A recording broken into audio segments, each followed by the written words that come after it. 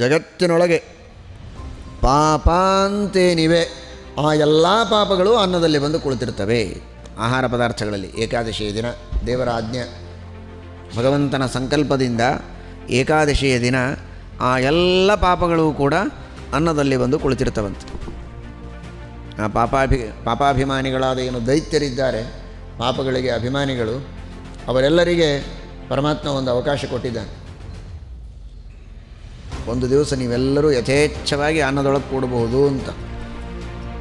ಆ ದಿನ ಅನ್ನವನ್ನು ತಿಂದರೆ ಆ ಎಲ್ಲ ಪಾಪಾಭಿಮಾನಿಗಳಾದ ದೈತ್ಯರ ಜೊತೆಗೆ ಆ ಪಾಪಗಳು ನಮ್ಮ ಹೊಟ್ಟೆಯಲ್ಲಿ ಸೇರಿಕೊಳ್ತವೆ, ನಮ್ಮ ಮನಸ್ಸಿಗೆ ಸೇರ್ತವೆ. ಜೊತೆಗೆ ದಶಮಿ ಹರಿವಾಸರ ಕೆಲವು ಸಲ ಬಂದಿರ್ತದೆ, ಬೇಗ ಊಟ ಮುಗಿಸ್ಬೇಕು, ಅದಾದ ಮೇಲೆ ಹರಿವಾಸರ ಪ್ರಾರಂಭ ಅಂತಾರೆ. ದ್ವಾದಶಿ ಹರಿವಾಸರವೂ ಇರ್ತದೆ. ದ್ವಾದಶಿ ಹರಿವಾಸರ ಇದ್ದರೆ ಬೇಗ ಮುಗಿಸೋದಲ್ಲ, ಹರಿವಾಸರ ಮುಗಿದ ಮೇಲೆ ಊಟ ಮಾಡಬೇಕು. ದಶಮಿ ಹರಿವಾಸರ ಬಂದರೆ ಹರಿವಾಸರ ಬರೋದರೊಳಗೆ ಮುಗಿಸಬೇಕು. ದ್ವಾದಶಿ ಹರಿವಾಸರ ಇದ್ದರೆ ಹರಿವಾಸರ ಮುಗಿದ ಮೇಲೆ ಊಟ ಮಾಡಬೇಕು.